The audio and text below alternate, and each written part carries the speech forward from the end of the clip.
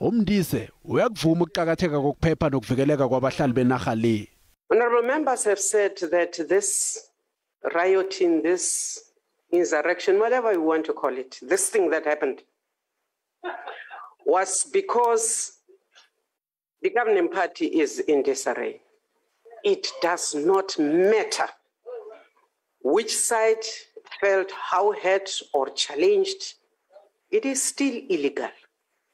And it must still be treated like an illegal and treasonous act to subject South Africans to what we have just been subjected to. Kanti ANC nayo yavuma bona umkhakha lo hlayelelwa zimali. This reduced budget allocation may have contributed to the manner in which the police responded. Nenhlangano eziphikisako ziyaphefumula ngomsebenzi wezokuvikela. The shocking unpreparedness of the police and the intelligence fraternity was glaringly clear. Even when that intelligence is there, the police are wholly incapable of handling incidents of mass arrest. We cannot accept that the Minister of Police had no prior knowledge of the planned looting.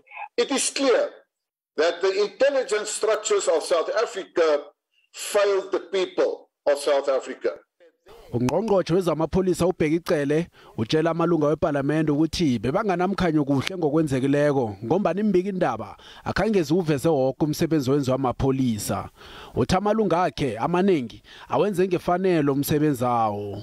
I want to stand here and thank the police for the beautiful job they did, the protection of property.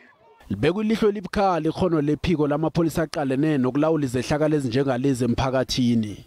Ucele uzibophelele kodwa ekutheni uyaqinisekisa ukuthi iphikweni lihlonyiswa ngemfanelo zokusebenza nanyana abaphungulela imali ehlelo linisetshenziswa nezidingo zabo nje.